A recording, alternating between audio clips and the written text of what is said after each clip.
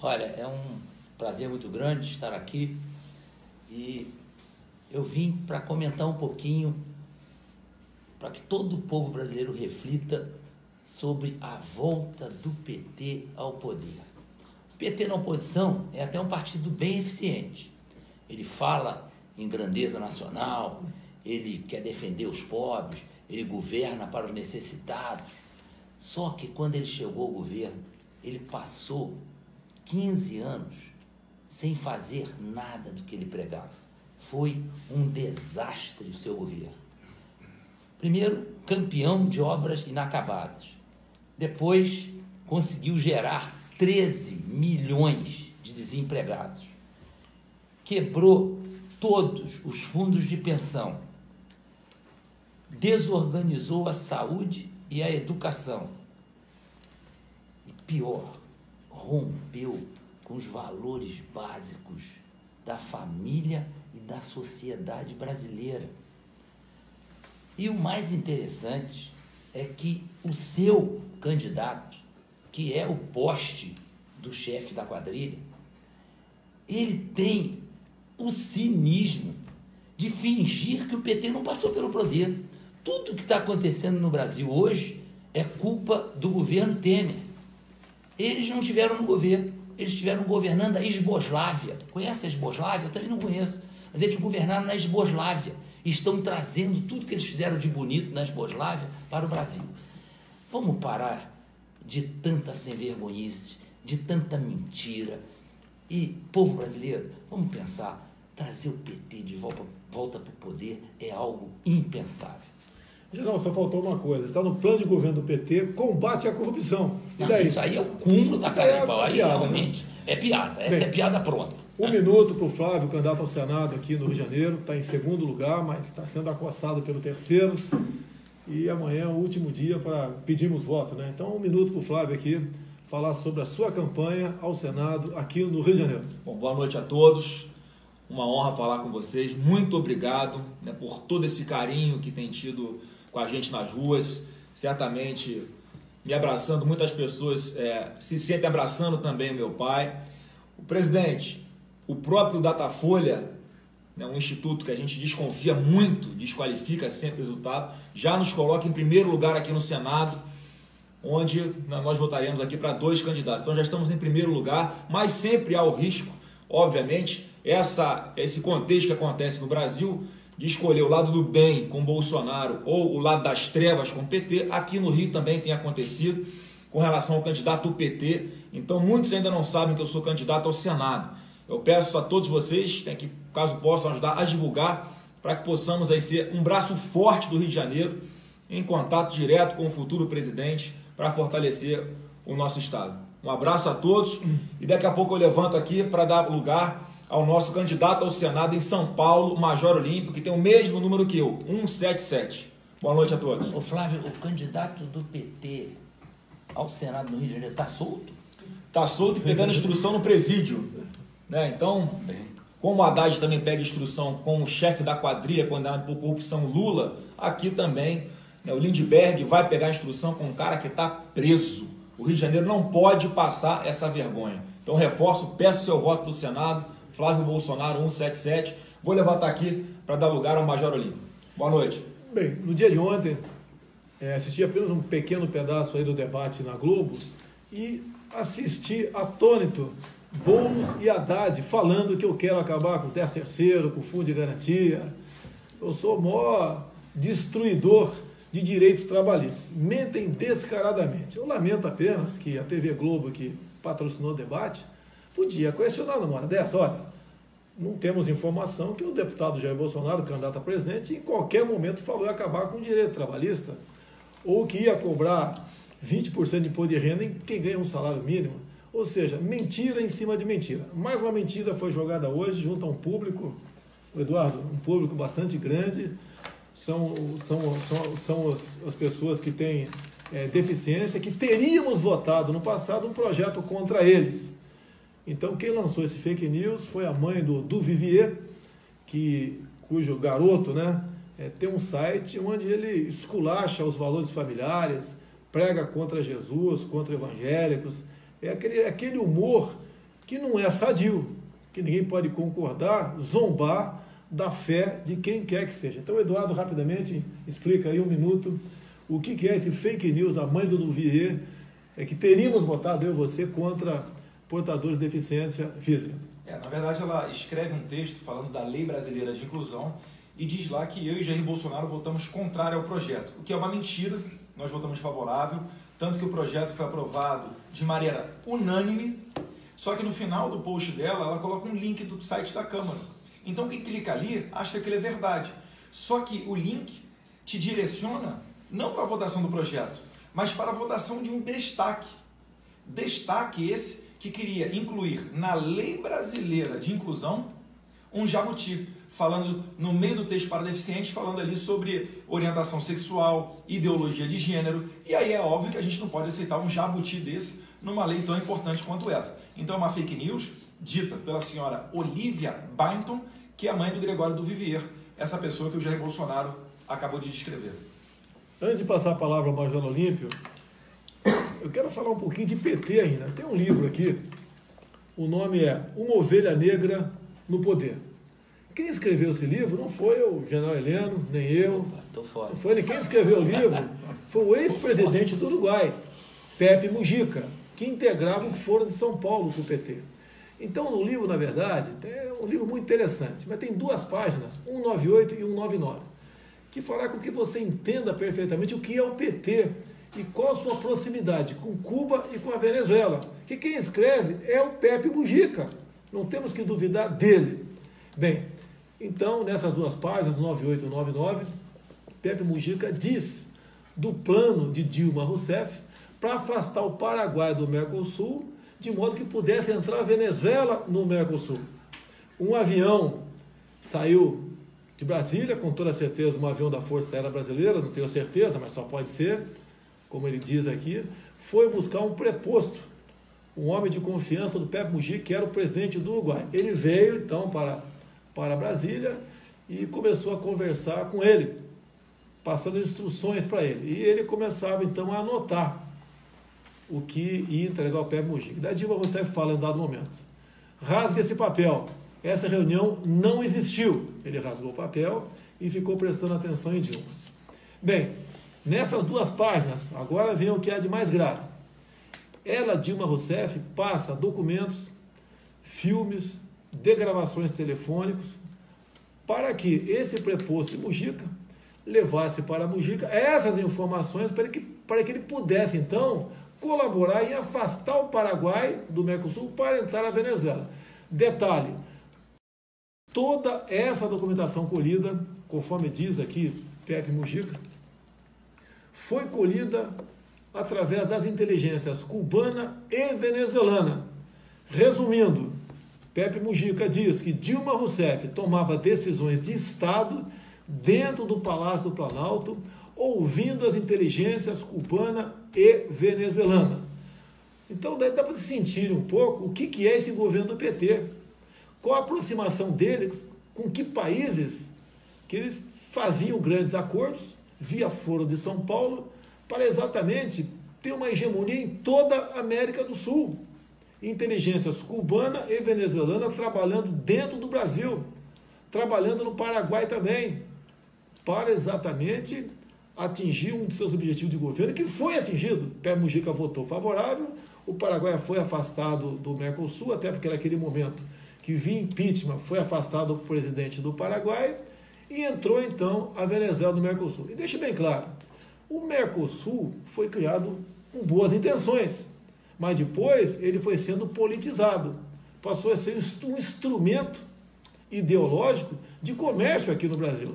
Até essa questão, quando via instrução normativa, o Brasil assina uma instrução normativa com o Equador para importar banana do Equador diretamente para o CEAGESP em São Paulo.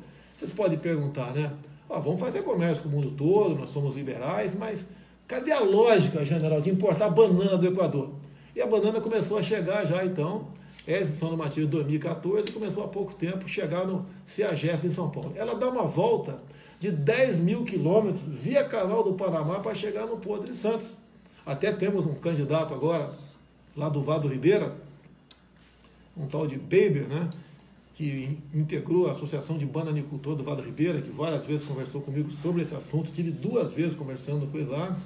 Ele é um dos nossos candidatos a deputado federal por São Paulo. Espero que o pessoal do Vado Ribeira dê o devido apoio. Lógico, se eu for presidente, na canetada, né, chama o ministro da Agricultura, que vai ser ministro da Agricultura e Meio Ambiente, um super-ministro, e ele, com a canetada, a gente faz o devido contato com as embaixadas, obviamente, e bota um ponto final nisso. Mas o Beber é importante, porque, afinal de contas, né, o Vado Ribeira não é apenas problema com a importação de banana, não. Tem questões ambientais terríveis, tem questão da indústria da demarcação de terras indígenas, que está se fazendo presente com muita força na região, querem acabar com o Vado Ribeira. É uma região pobre de São Paulo, tem uma economia baseada na banana, tem o Rio Ribeira de Iguape, cuja grande parte da plantação é na várzea do Rio Ribeira de Iguape. A cada 2, 3 anos existe uma enchente lá, é ciclos, acaba com essa cultura, que novamente o pessoal plantar tudo novamente. Bem, resumindo, Pepe Mujica, o pessoal está entendendo, então, o grande problema que nós temos. A edição normativa da banana do Equador é a mesma coisa.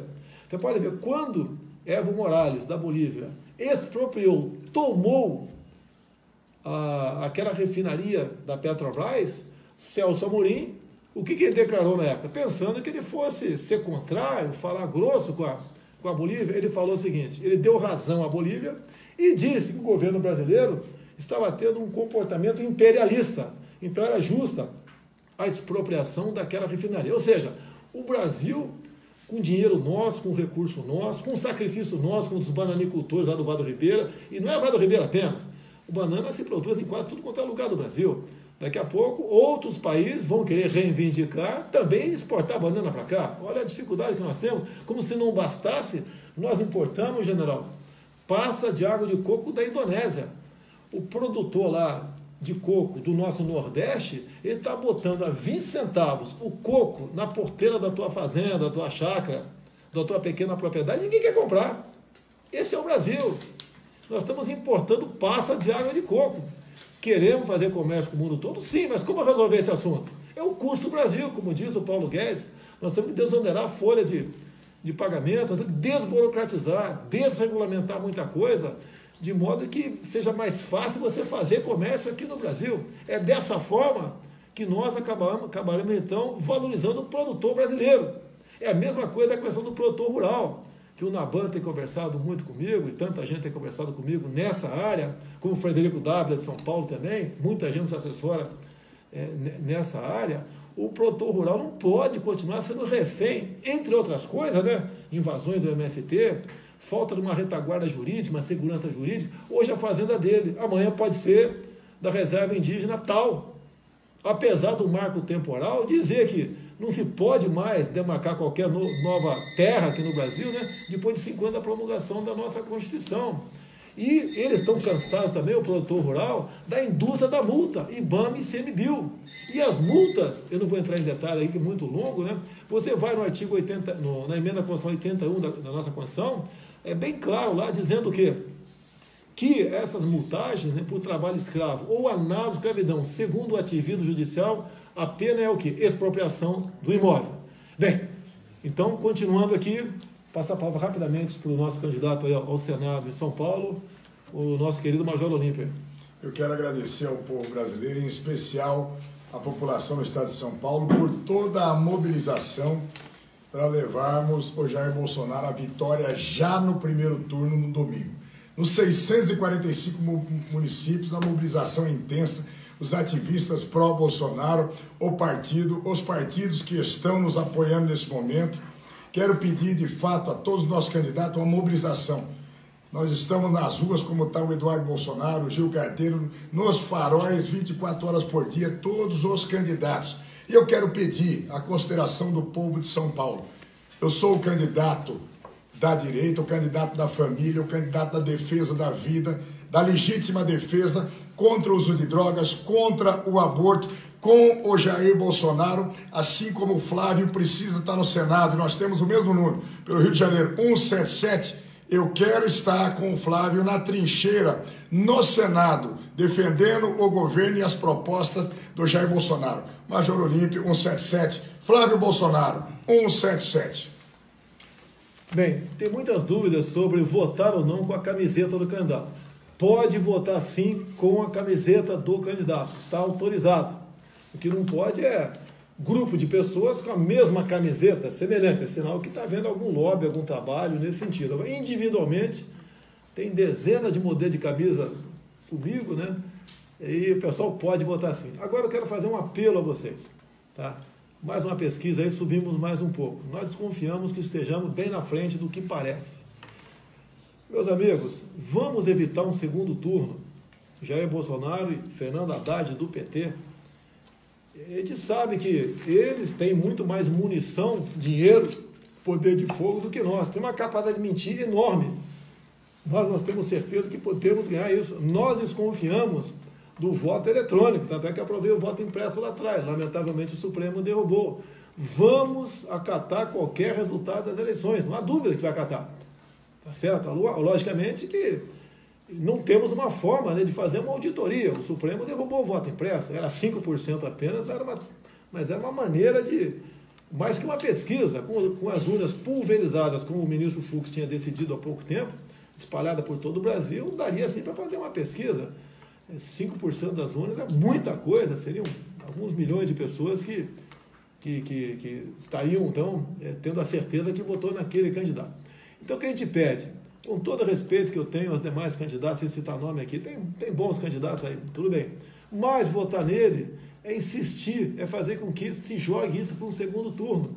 Ele não vai chegar, que pese o seu candidato estar com 2, 3, 1, 5, 6%, sendo um bom candidato, ele não vai chegar. A gente pede o voto útil, porque é melhor adiantar agora do que deixar para um possível segundo turno. A gente sabe que esses caras podem fazer, tudo pode acontecer.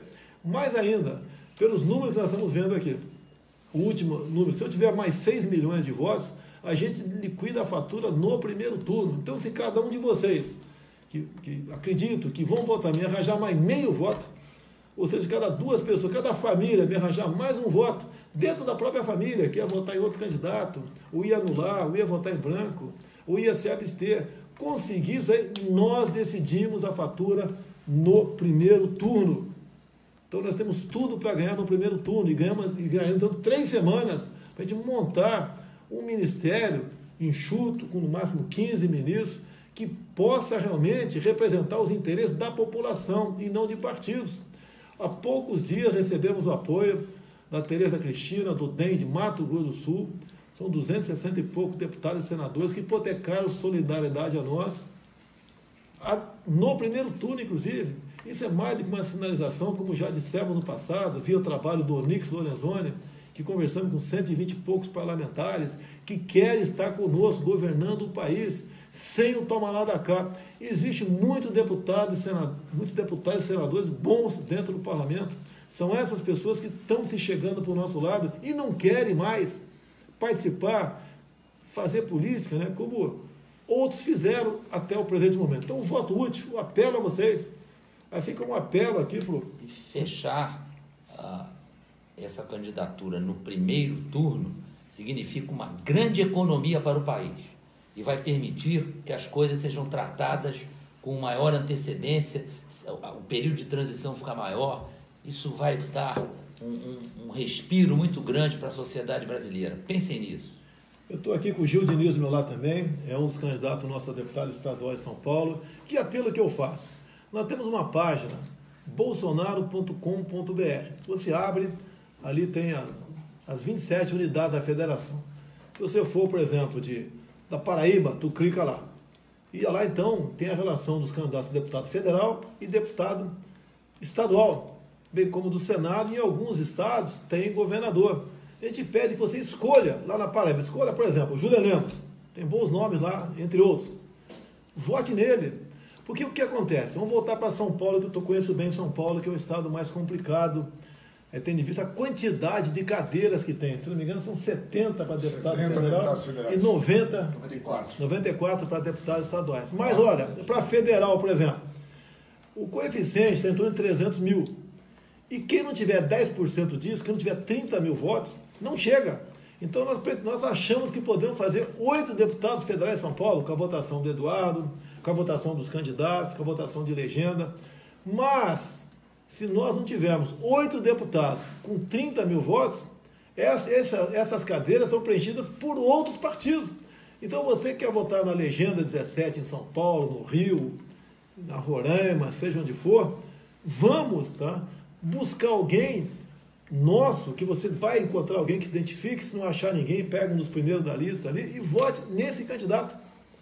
Por exemplo, Roraima, temos tudo para fazer o Deilson, que usa o meu nome, inclusive, Bolsonaro, temos tudo para ter um garoto humilde, de família simples, que tem um profundo conhecimento da região, que me assessora muito com números, com dados, para se eleger deputado federal. Então esse apelo que a gente faz a vocês, na reta final, vamos buscar o 17 presidente, 177, o senador aqui por São Paulo, o Major Olímpio, o Flávio Bolsonaro, a mesma coisa aqui, o Gil Diniz, deputado estadual, tantos federais pelo Brasil, a gente precisa disso e apela para vocês nesse sentido. Vamos praticar o voto útil, vamos cada um arranjar mais meio voto para presidente, que nós liquidamos a fatura no primeiro turno. Quanto tempo temos aí? Temos mais 3 minutos ainda? Não, 30 minutos. 30, então vamos encerrando aqui. Alguém quer falar mais uma coisa rapidamente aí? Não, eu ia falar sobre a Manuela Dávila, que convidou o Mujica para ser vice-presidente da URSAL, União das Repúblicas Socialistas Sul-Americanas. Ela é comunista. Não pense que o comunismo acabou. Eles não desistirão jamais. Bem, amigos, muito obrigado. Amanhã às 8h30 faremos então a última live e a gente espera realmente trazer boas informações a vocês e pedir mais uma vez o carinho de vocês, o empenho para nós mudarmos o destino do Brasil, eliminando de vez o fantasma do PT que nos assombra a todos. Boa noite, muito obrigado a todos, um bom jogo agora, Flamengo e Corinthians. Valeu!